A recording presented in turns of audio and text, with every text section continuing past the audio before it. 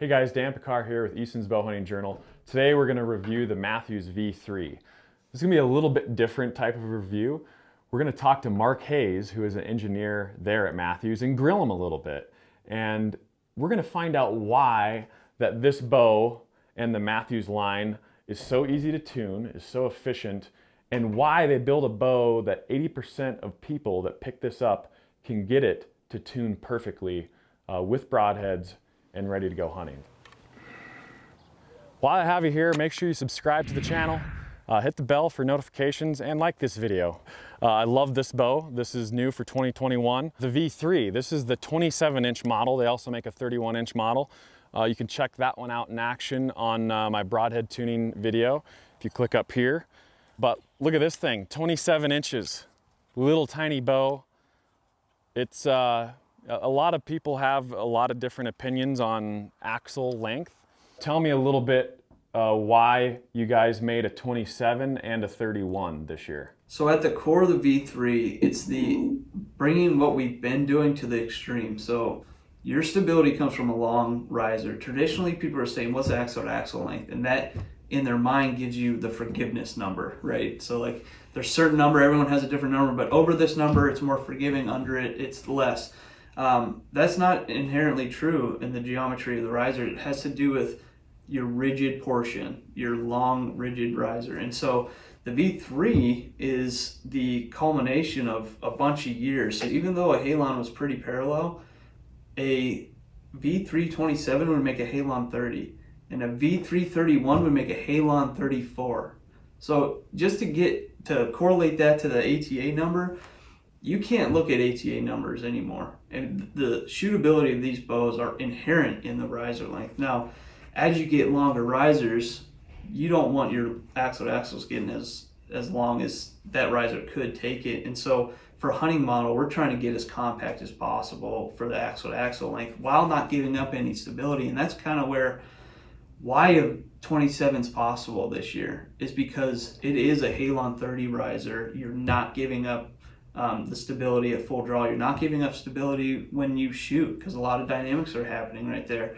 And so it was more of, as we get more extreme, what can we actually do? And we could make a 27 like you're holding, that's what I'm shooting. But we're also making a 31 that is incredibly compact in a 34-inch typical geometry. And so it's really the best of both worlds. At the core, that's what the V3 is the culmination of that system. Now, there's challenges with that. Because our axle to axle is tighter, that means our limbs are more preloaded. And we have fantastic limbs. I mean, when we went to those short, wide limbs, failures of limbs have dropped off to almost nothing. And so we can't give up the longevity of those limbs, even though we're stressing them further. So that was probably the biggest part on the V3 that people won't even know. But what we ended up with, something that was, and this doesn't happen in engineering a lot, it's a lot of give and takes, but what we ended up with the limbs is something lighter and better and more efficient. And so it was kind of the perfect blend of everything for once. You know, everything went right there, but it took a long time to get there. I like these short axle bows for the backcountry. Very easy to pack, very maneuverable. I just feel like I could put this in my back pocket, and this thing has some performance. I mean, if any bow could have a Hemi in it, this bow has it. I shot the Triax actually from 2018. That was a 28-inch axle bow. I shot that bow so well that I was like, you know what? I'm gonna go with the 27-inch. I love packing this thing in the backcountry. I shot so many animals with that bow, and I just felt so comfortable with it, especially at distance too, that there's no reason to change. If it worked for me, why change it? So that's why I went with the 27-inch this year. We realize that not everyone's going to shoot 27. So that's why we always have, in past few years, we've always had two different lengths. But you have to have a threshold of accuracy that you're comfortable with. And for me, that's either 60 or 100-yard groups that I know that I need to be able to do regardless of the conditions. If I can meet those things, I want it as compact as possible. Why would I want to carry more bow than I need? So I have a certain group threshold that every bow that I shoot, I'm looking for that group threshold.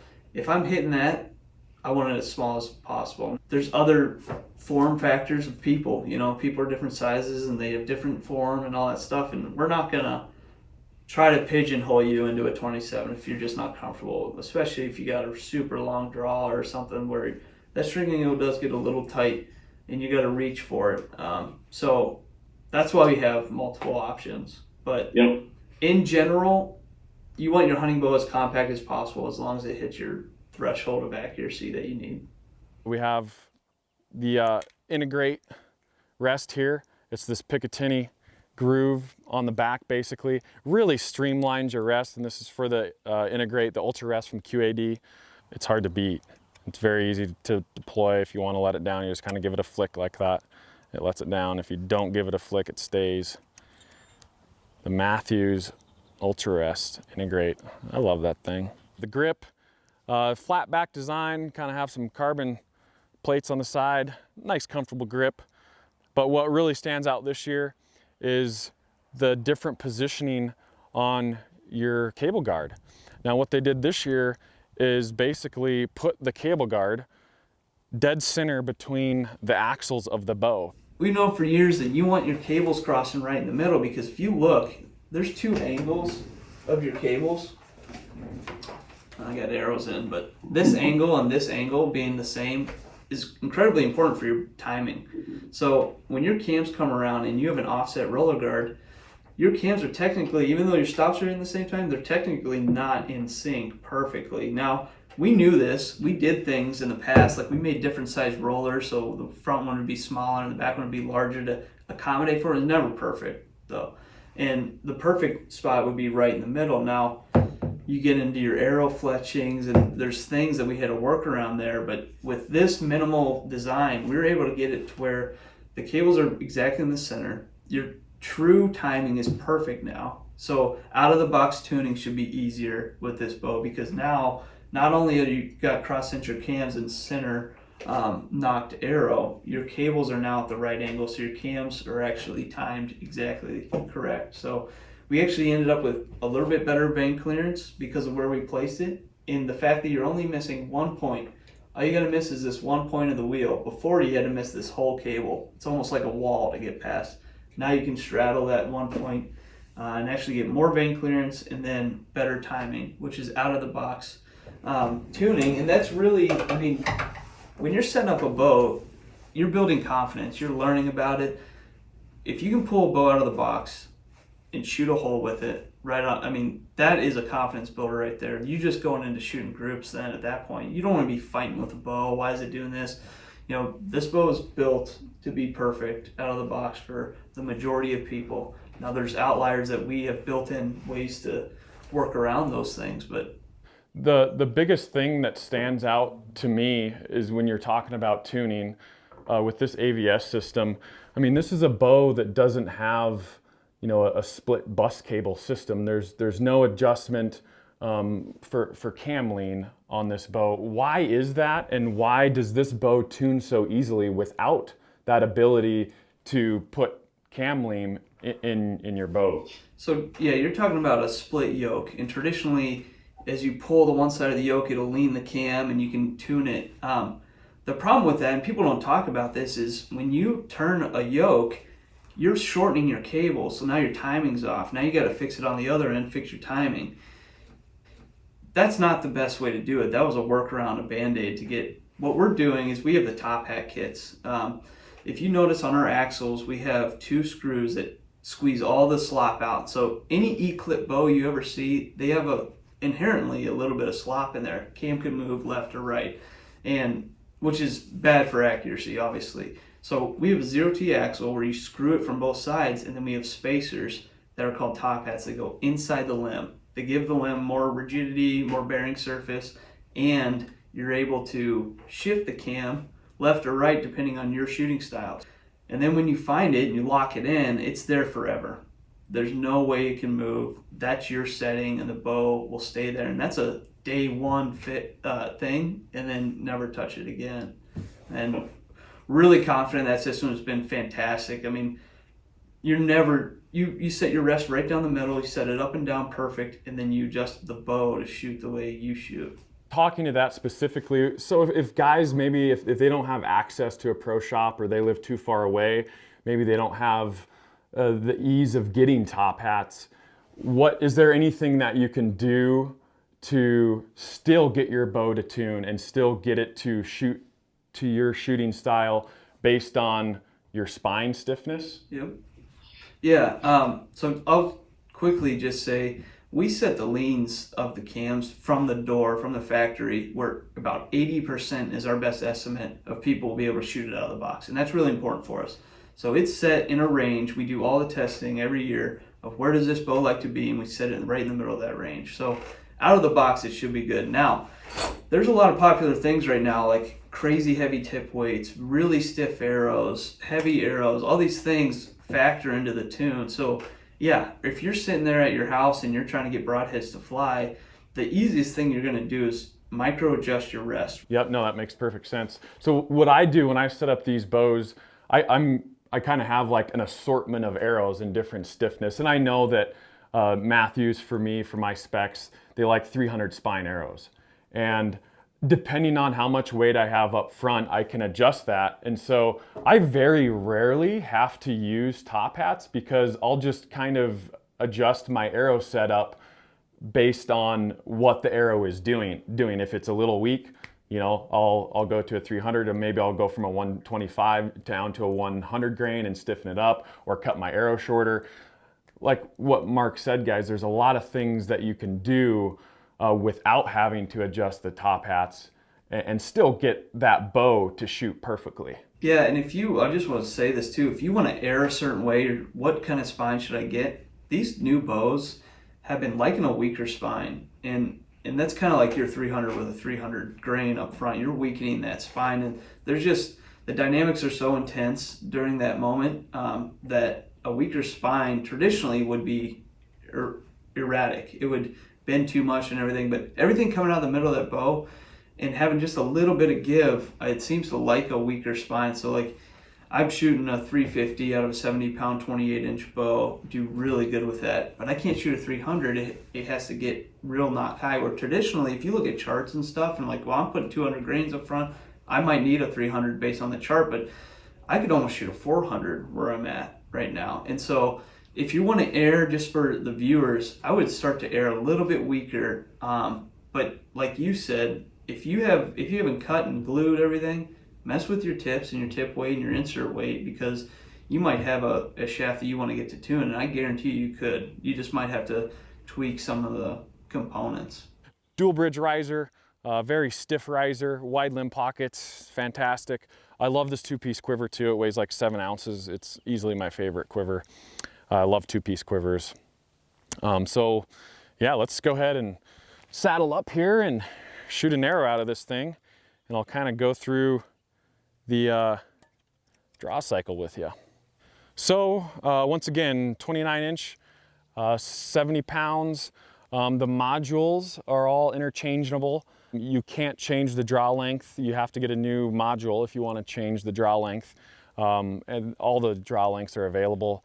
And yeah, it is very simple. You don't need a bow press, but you do need another module. So let's go ahead and shoot it. Stiff in the beginning, evens out, nice hold. You can see how short this bow is. Very quiet bow, no complaints. I mean, Mathews, the last couple of years, it's all very quiet. With this 740 Nano, it's engineered for this bow in particular, this one and the 31 on the V3, for optimal dampening. You have the monkey tails on here, which do help, and nothing in the limbs. Let's shoot one more. So like I said, a little bit stiffer on the draw, but I don't really notice an accuracy issue at distance. I don't notice you know, anything that I feel is detrimental to my shot or to my hunting style, other than this bow is compact, and I love that.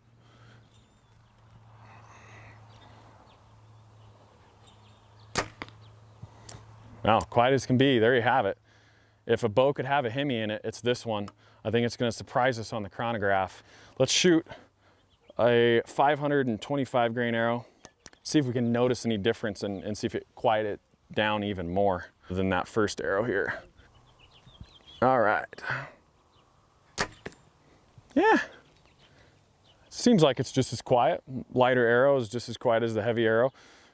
Theoretically, the heavy arrow should dampen it down a little bit, but it's just a quiet bow. So let's shoot this thing through the chronograph and see what kind of speeds we're gonna get out of it. I think we're gonna be surprised. IBO is 342, so let's send one down range. This is a Victory VAP, 300 spine. It weighs 437 grains. Let's see if we can hit 300 feet per second. Let me get right here.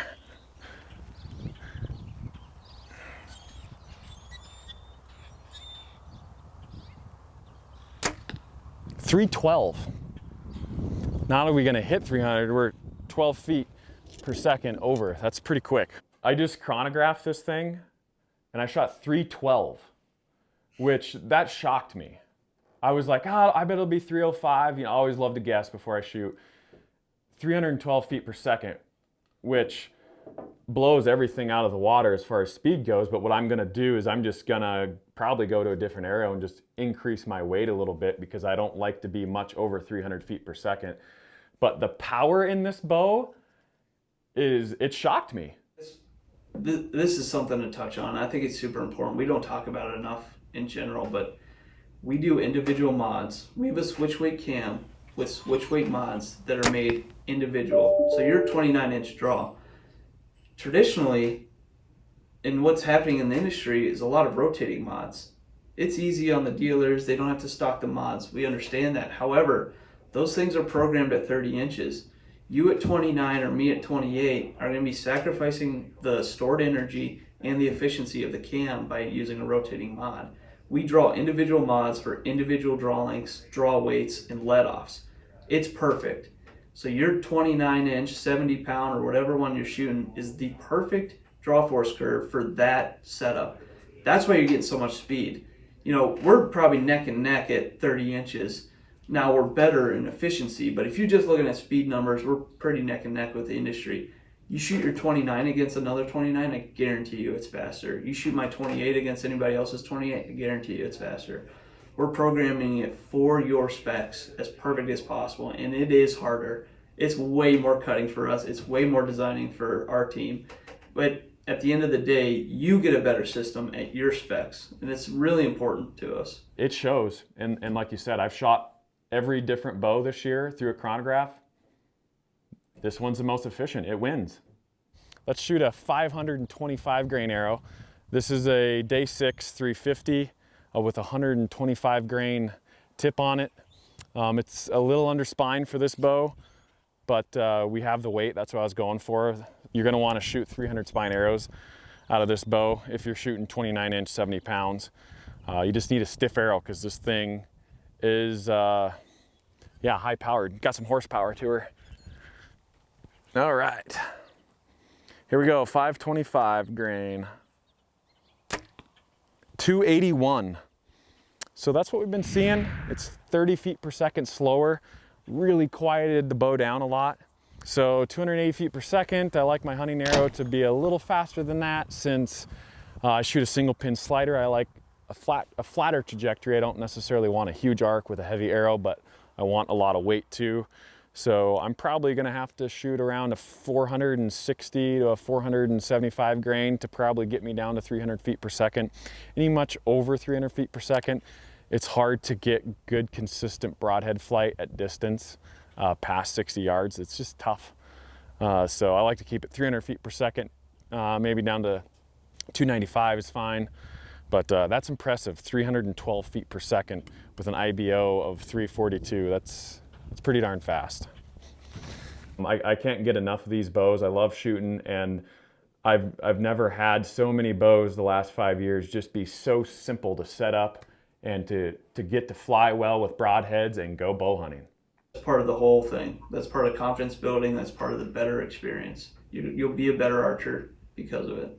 All right, guys, that's the Mathews V3. Thanks for joining us today. Be sure you tune in to our channel for more bow reviews. It was a pleasure to do this one today. And get out there and shoot your bow, and we'll see you next time.